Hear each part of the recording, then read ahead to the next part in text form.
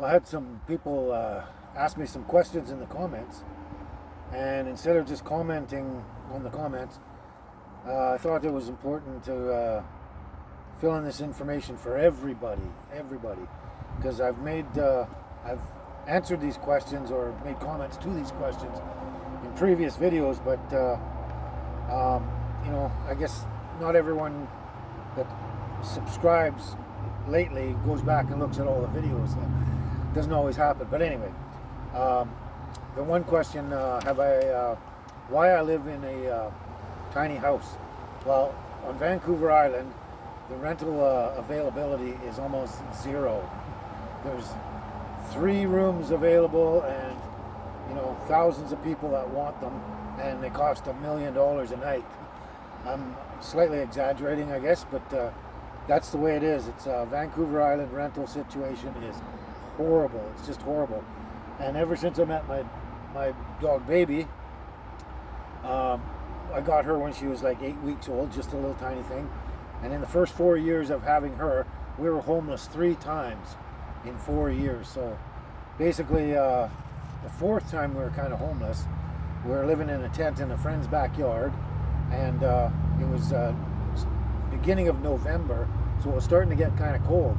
And I thought, oh, and also I just got Baby pregnant too, just before we got evicted from another slumlord there.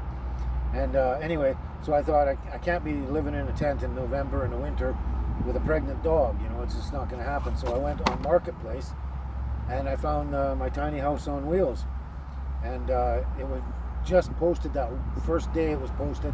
I saw it. I said I want to come down and see it right away, and I got to see it the next day. But anyway, that's the story of why we live in a tiny house on wheels. Is as soon as I got this and I hauled it up to where I was staying, I parked it out in front of the guy's house, and I got Baby inside. I sat there and looked at Baby and said, well, Baby, we're never going to be homeless again because we got a tiny house on wheels.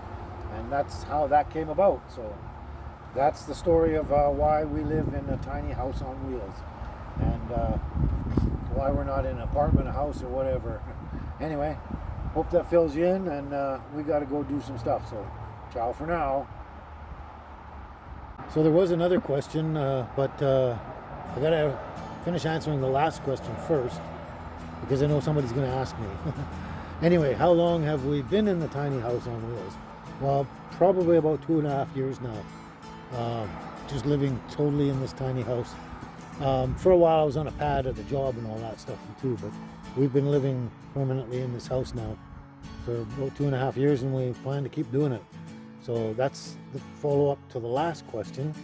And then the next question is, have I ever been married, and do I have any kids? Okay, well, no, I've never been married. I always thought when I was very young that unless I knew it was exactly right, the right thing to do and the right person to be with and all that, I was never actually going to take the full plunge. So I just never found the right person, I guess, and it is what it is. But I do have one son. He never speaks to me anymore, but that's another story in itself. And I know you're going to ask, so it doesn't matter to me. Okay, I'm not that worried about it. Not a big deal. He's a grown man. He's like 40-something years old. He can do his own thing. So anyway, yeah, never been married. One son, and that I know of, and that's about it. So okay, ciao for now. We had to come up to Bowser to help some friend out. Wasn't feeling too good, so came up here and we just stopped on the way back here at the Tidal Tacos fish taco spot. What a beautiful spot to have your lunch, eh? What a beautiful spot to have your lunch, and a delicious one at that too. Isn't this gorgeous? Just sit out here, listen to the waves, the traffic. Sorry, but yeah, just gorgeous. Just gorgeous. Yeah. So check this out, Vito. Look at this. The taco stand. Fish taco. They fixed it all up. Made it look fancy schmancy, eh? Isn't that great?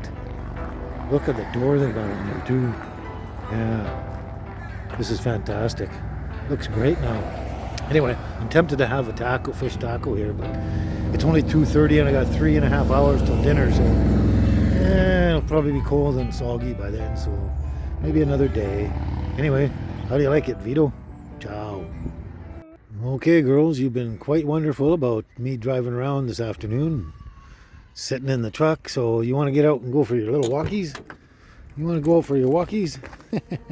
Let's go then. Let's go. All right. You've earned it, girls. You've earned it, girls. Yeah. Let's go. Ciao. Just trying to see how the blackberries were doing over here. We're on the shady side though, the worst shady side. All the blackberries in the sunshine that are in direct sunshine all day long, they're starting to get black ones on there, and some of them are juicy sweet already, but these ones sadly are not. They're not ready at all. So anyway, the other question was, how did I learn about cooking and foraging? Well, that's 2 questions. Stop it. Cooking, that was easy. My mom taught us all to cook, all of us kids to cook when we were very young. I think we were 8 or 9 years old. Taught us how to cook our own bacon and eggs and breakfast and stuff like that, and porridges and whatever. Anyway, and she also taught us how to sew, sew our own buttons on and sew our own buttonholes and even darn our own darn socks. And then she told us how to trim our nails so we didn't poke holes in the socks. Anyway, yeah, she wanted us all to be quite self-sufficient, so she taught us how to cook and sew and all that kind of stuff. So that's the cooking part of it. And the foraging, I don't know, I was just always an outdoorsy guy. I like to go out in the wilderness and stuff and wander around out there, and just kind of one thing led to another, I guess. I was about 16 or something, or maybe younger, and I started getting really fascinated, very fascinated with mushrooms. And I just thought they were one of the most fascinating things. And just slowly over time, I just got more and more into it and learned more and more about it. But it was in my later years, like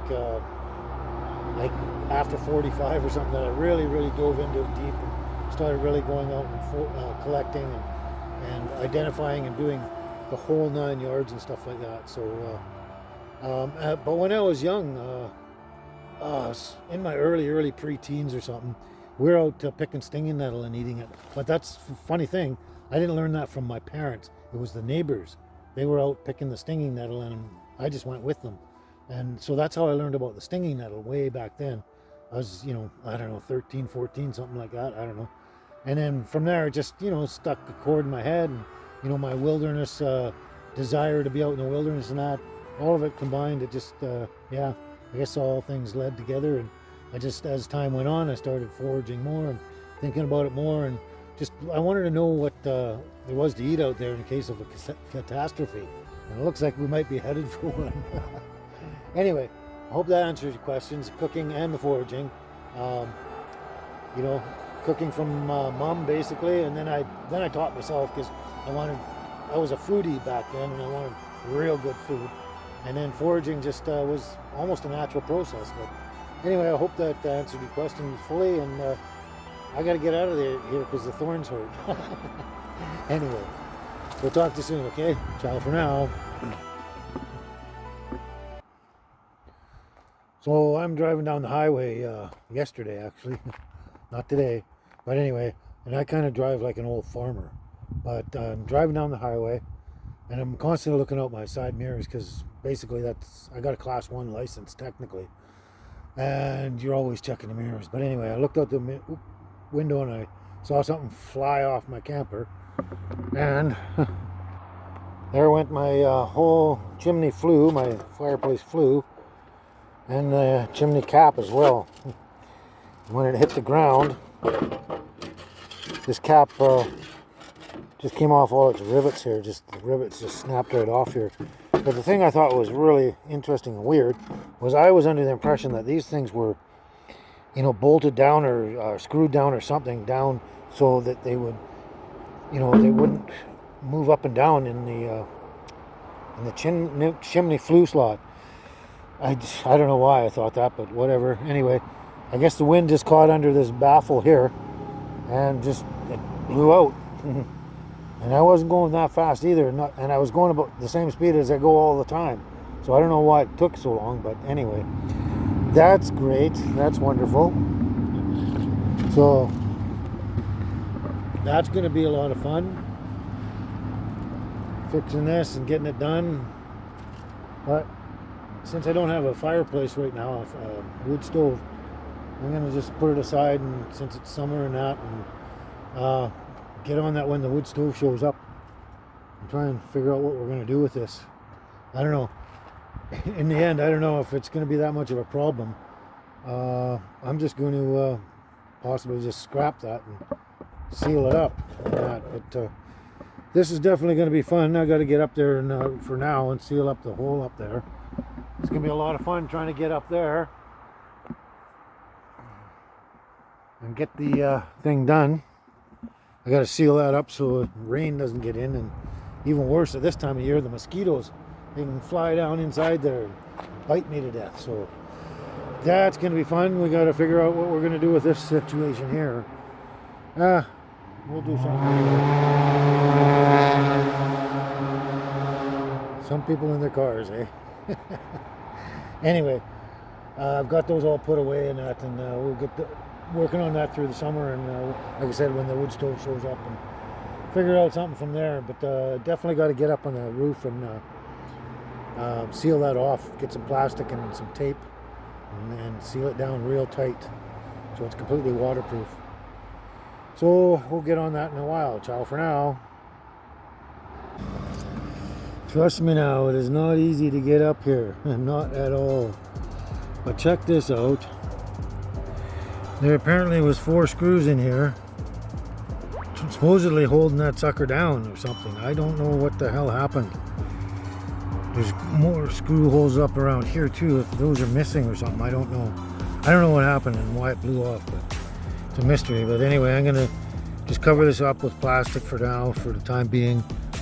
Not so much worried about rain and moisture, but about mosquitoes.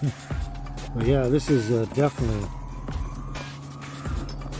not easy to get up here. So I got some what's going to end up being 6 mil plastic. 6 mil plastic. So I got to tape that down real good. Make sure it's down and it's not going to go anywhere at all. And I looked for my duct tape, and it's nowhere to be found. I think somebody stole it off me sometime. Thank God I still got my duct tape. This stuff is apparently amazing. So they say. Sure sticky, that's for sure. There we go. There we go. We gotta get this started now. Get her started. There's that. Fold that down.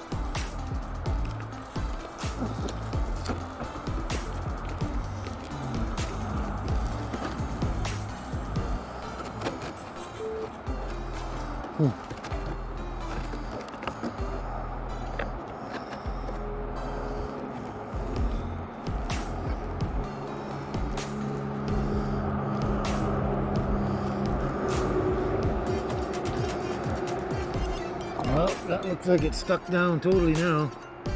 Doesn't look like it's going anywhere at all. Nope, not at all. So, I think that'll do it for now. At least if this blows off, it won't hurt anyone. I meant the plastic. There we go. Alright, now to get down. Oh, how to do it.